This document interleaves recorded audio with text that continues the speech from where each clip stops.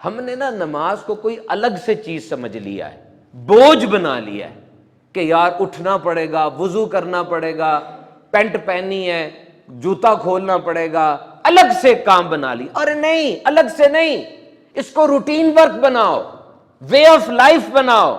جب نماز کا وقت آ جائے سارا کچھ چھوڑ کے خود بخود نماز کے لیے چلنا ہے. اپنے آپ کو نماز کے ٹائمنگ کے حساب سے ایڈجسٹ کرو نا. آج کل صبح 5:40 پر ہو رہی ہے فجر کی جماعت اور 1:30 بجے ہو رہی ہے ظہر کی. یہ 7-8 گھنٹے کا فرق بنتا ہے، تو کچھ کرو، کاروبار، معاش، نوکری. اور 1:30 بجے کے بعد 3:45 بجے عصر کی جماعت ہو رہی ہے، چھوٹا کوئی کام رکھ لو اس میں. اور اس کے بعد عصر ہو رہی، مغرب ہو رہی ہے 5:10 پہ، 5:11 پہ، اور چھوٹا کوئی کام رکھ لو. مجھے بتاؤ پلاننگ کی اور شارٹ ٹرم گول سیٹنگ اس سے بڑھ کر کیا تربیت ہوگی؟ کام ایڈجسٹ کر لو نا اس حساب سے. اور جس بھی حالت میں ہو، فون پہ ہو، چیٹ کر رہے ہو، ان ہاؤس میٹنگ میں ہو، کلائنٹ کے ساتھ ہو، باس کے ساتھ بیٹھے ہو، ورک فرام ہوم ہے، ورک فرام آفس ہے، سیز، پوز، نماز کا وقت ہو گیا. 2 باتیں سوچنی یہاں پہ. ایک، دیکھو مجھے میرے رب کا بلاوا آیا ہے، فلاح کا بلاوا آیا ہے، مجھے میرے رب نے بلایا ہے. اور دوسرا، اگر یہ میری زندگی کی آخری نماز ہو تو ابھی بتاؤ، ابھی موت آ جائے، ابھی اسی وقت موت آ جائے، اگر کیا ہے ہمارے پاس؟ بتاؤ ذرا. آ سکتی ہے نا؟ اس وقت فوراً آ سکتی ہے موت. اگر ابھی موت آ جائے، کیا ہے ہمارے پاس؟ کیا اکٹھا کیا ہے؟ یہ سوچ کے وہ نماز پڑھو. کم از کم نماز کو اتنی تو امپورٹنس دو نا، جیسی کاروباری آدمی نوٹ گنتے ہوئے دیتا ہے، جیسی ملازم پیشہ آدمی تنخواہ کے وقت لیتا ہے، جیسا اسٹوڈنٹ میڈل پہنتے ہوئے لیتا ہے، اتنی تو امپورٹنس دو نا.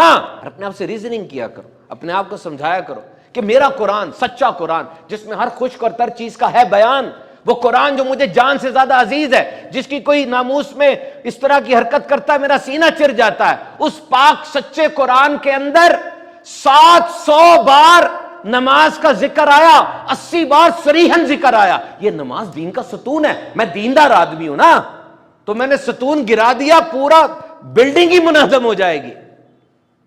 توحید و رسالت کی شہادت اہم ترین، اس کے بعد نماز ہے. اور یاد رکھنا، یہ میں نے پوری فزیو تھراپسٹ کے ساتھ بیٹھ کے بات کی ہے، میرا پوڈ کاسٹ ہے میرے یوٹیوب چینل کے اوپر. فزیو تھراپسٹ بتاتے ہیں کہ نماز سے زیادہ ہلکی پھلکی ایکسرسائز ہی کوئی نہیں ہے. نماز پڑھنی اللہ کی رضا کے لیے، لیکن دیکھو فزیو تھراپسٹ کہتے ہیں ایکسرسائز 2 طرح کی ہونی چاہیے. نمبر 1، ہلکی پھلکی ہو، تھکائے نہ، اور استقامت کے ساتھ ہو. 1-2 دفعہ کی ایکسرسائز کا طرح فائدہ نہیں ہوتا. اور نماز میں اس سے بڑھ کر کیا ہوگا؟ استقامت کتنی ہے؟ روز 5 دفعہ پڑھ رہے ہو. اور ایک جدید تحقیق میں نے پڑھی، کولیسٹرول سے بچاتی ہے. یہ اس کے اوقات ایسے ہیں. کولیسٹرول از اے ویکسی فیٹ لائٹ سبسٹنس. ہمارے جسم کے اندر 36 کھرب خلیوں میں کولیسٹرول موجود ہے. یہ بڑا ضروری ہے. ہارمونز اس سے بنتے ہیں، وائٹامن ڈی بھی کولیسٹرول سے بن رہی ہوتی ہے. لیکن اگر یہ بڑھ جائے، خون کی شریانوں میں، خون کی وینز اور کیپلریز وغیرہ میں جم جاتی ہے، خون کے ویسلز کے اندر. جیسے پانی کے پائپ میں گند پھنس جائے، پانی فلو نہیں کرتا، کولیسٹرول اگر پھنس جائے، اب بلڈ وہاں سے فلو نہیں کرے گا، تھرومبوسس آ سکتا ہے، فالج آ سکتا ہے، ہارٹ اٹیک ہو سکتا ہے. اور نماز یہ کس طریقے سے کولیسٹرول کو کنٹرول کرتی ہے. یہ جو کولیسٹرول بڑھتا کیسے ہے؟ آپ واکنگ نہیں کر رہے، فیٹی فوڈز کھا رہے ہیں جیسے برگر ہے، پیزا وغیرہ ہے، اسموکنگ بہت کرتا ہے، کوئی شراب پیتا ہے، کوئی واکنگ نہیں کرتا، اب کولیسٹرول بڑھتی. اب نماز کے اوقات دیکھیں، ظہر میں زیادہ رکھتے ہیں، عام طور پہ کھانے کے آس پاس ہوتی ہے. عشاء میں زیادہ رکھتے ہیں، عام طور پہ کھانے کے آس پاس ہوتی ہے. فجر، عصر اور مغرب یہ ایسے وقت میں جب پیٹ خالی ہے، رکعتیں کم ہیں. نوٹ کریں کیسی سائنس ہے، اس کو ڈیل کر رہی ہوتی ہے. طبرانی کی حدیث ہے، بی بی عائشہ سے مروی ہے. سنیں حدیث، اپنی خوراک کو اللہ کی یاد اور نماز کی ادائیگی سے حل کرو. کیسی بات فرمائی میرے آقا نے. نماز پنجگانہ نبی پاک سے پہلے نہ تو انبیاء کرام نے ادا کی، نہ ان کی امت نے ادا کی. یاد رکھیے گا، 5 نمازوں میں سے ایک نماز کوئی نبی ادا فرماتے اپنی امت کو حکم دیا کرتے تھے. قرآن کی تعلیم یہ ہے کہ ہر نبی نے اپنی امت کو نماز کا کہا اور خود نماز پڑھی.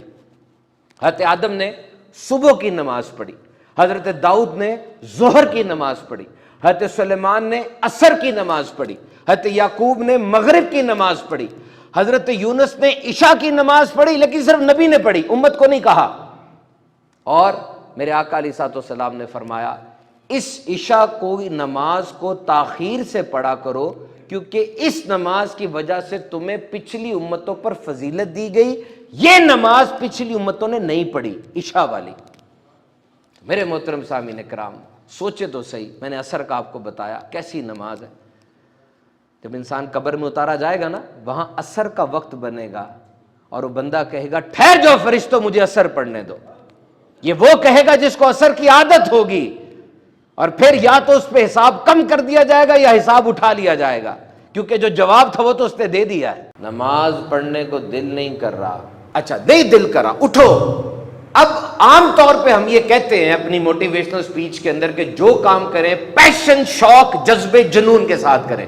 نہیں، میں یہاں نہیں یہ کہہ رہا، آپ کا تو دل ہی نہیں کر رہا نا، آپ کیسے جذبہ جنون لائیں گے؟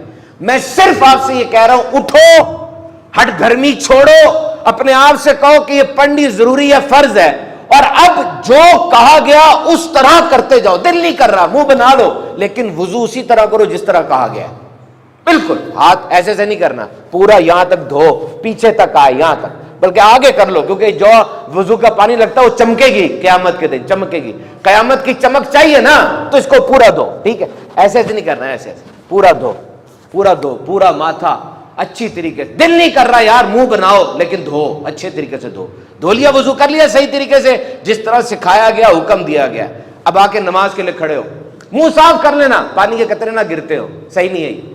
اب جب آپ کھڑے ہوئے ہیں، دل نہیں کر رہا آپ کا، میں نے آپ کو بتا دیا بھائی، لیکن کرو وہ جو حکم ہے۔ اللہ اکبر کہنا نا، تو یہ ہاتھوں کو بھی قبلے کی طرف رکھ رہا ہے، وہ نہیں کر رہا، تکلف نہیں کرنا، یوں کھول کے نہیں، آرام سے قبلے کی طرف رکھنا۔ ہاتھ باندھنے، آنکھیں قیام کے دوران سجدے کی جگہ پہ بند نہیں کرنی، آنکھیں قیام کے دوران سجدے کی جگہ پہ، مرکوز کرو، مرکوز کرو، اپنا پوسچر صحیح رکھو۔ دل نہیں کر رہا آپ کا، لیکن یہ ایسے کرو۔ اور جب رکوع پہ جاؤ، دونوں پاؤں کے انگوٹھوں پہ نظر رکھو، اور جب سجدے میں جاؤ ناک کو دیکھو، اور تحیات بیٹھو گودی کو دیکھو، گود کو، اور پھر طریقے سے سلام پھیرو۔ نہ نماز کے بعد مزہ آیا مجھے پکڑ لینا، نہیں دل کر رہا تھا آپ کا، لیکن نماز ہلکا کر دے گی آپ کو، یہ بات ہے۔ مومن کی معراج ہے یہ، شان دیکھو کیسی ہے نماز کی۔ جیسے بچے کا دل نہیں کرتا، تڑپ رہا ہوتا ہے وہ، لیکن جب ٹیکا اندر چلا جاتا ہے کیسا سکون میں آ جاتا ہے۔ یہ نماز کی شان ہے۔ دین اسلام کی کیا بات ہے، میں کیا بتاؤں، کر کے دیکھنا ایک دفعہ۔ یہ ہو سکتا ہے جو ٹینشنیں آپ کی دور نہیں ہو رہی، بڑے بیان بھی سن لیے، بڑا کچھ کر لیا، ہو سکتا ہے اس کی وجہ نماز سے دوری ہی ہو سکتا ہے یہ جو آپ کے مشکلات اور مصیبتیں پیچھا نہیں چھوڑ رہی، کوئی بیمار ہے تو مسلسل بیمار ہی چلتا چلا جا رہا ہے، کسی کو آفس سے پرابلم ہے تو پرابلم ہی چلتی چلی جا رہی ہے، کسی کا دماغ سکون میں نہیں آ رہا، کسی کو نیند کا مسئلہ ہے، ہو سکتا ہے یہ نماز سے دوری کا ہی مسئلہ ہو۔ 800 700 800 بار جس بات کا قرآن میں ذکر آیا ہے، ویسے تو نہیں ہوگی نا یہ۔ دین آسان ہے، نماز نہیں کھڑے ہو کے پڑھ سکتے، واقعی دل سے پوچھو، بیٹھ کے پڑھ لو، نہیں بیٹھ کے پڑھ سکتے لیٹ کے اشاروں سے پڑھ لو، اور مدد مانگیں کس سے؟ قرآن کہتا ہے اے ایمان والو نماز اور صبر سے مدد چاہو، کیونکہ انسان کے باطنی اعمال میں سب سے سخت تر جو چیز ہے نا وہ صبر کرنا ہے، آسان نہیں ہوتا، اور ظاہری اعمال میں مشکل ترین وہ نماز ہے۔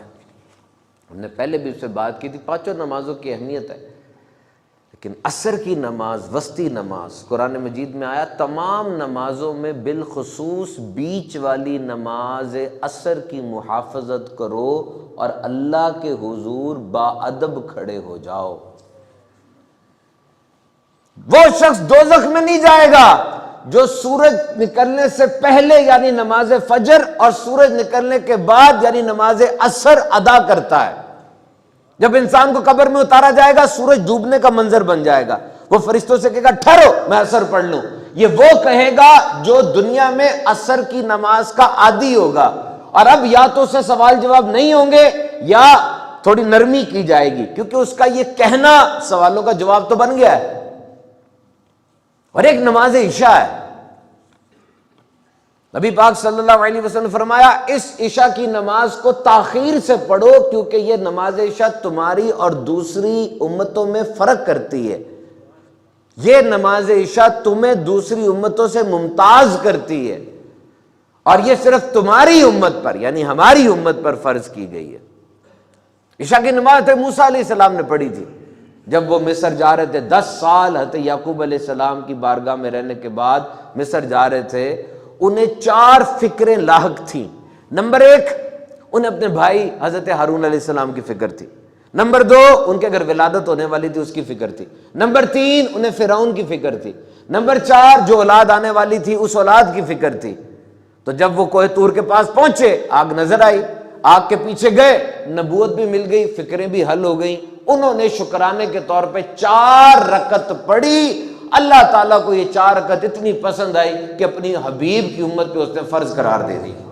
یہ عشاء ہے، دس از دا ہسٹری آف عشاء۔ عشاء کا مطلب ہوتا ہے رات کی ابتدائی تاریکی۔ عشاء کا لغوی معنی یہ ہے، تو چونکہ یہ اندھیرا چھانے کے بعد پڑھی جاتی ہے اس لیے اس کو عشاء کہا جاتا ہے۔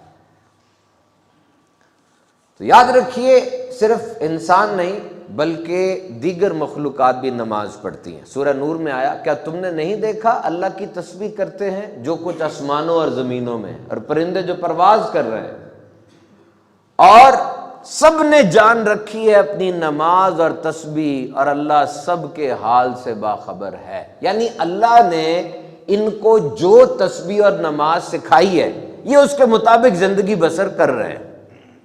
اور نوٹ کریں یہ حیوانات، نباتات، جمادات، پرندے، جانور، ہر کوئی جس بھی کیفیت میں ہے، جو بھی ممکنہ کیفیت ہو سکتی ہے، اللہ نے وہ ساری کیفیات نماز کے اندر رکھ دی ہیں۔ پہاڑوں کو دیکھیں قیام کی حالت میں، درخت کوئی جھکے بھی ہوتے ہیں، رکوع کی حالت میں بھی ہوتے ہیں، یہ فرشتے عالم بالا میں اللہ کی بارگاہ میں قیام کی حالت میں کھڑے، اور یہ حشرات الارض، یہ پرندے اڑتے ہوئے سجدے کی حالت میں ہیں۔ اور چونکہ انسان کامل ترین مخلوق ہے تو تمام حالتوں کا مجموعہ نماز میں رکھی، اور نماز مسلمانوں پہ فرض قرار دی گئی۔ یہ نماز ہے جو مسلمانوں پہ فرض قرار دی گئی، ہمیں چاہیے کہ اس کو دیکھیں اور اس کی پابندی کریں۔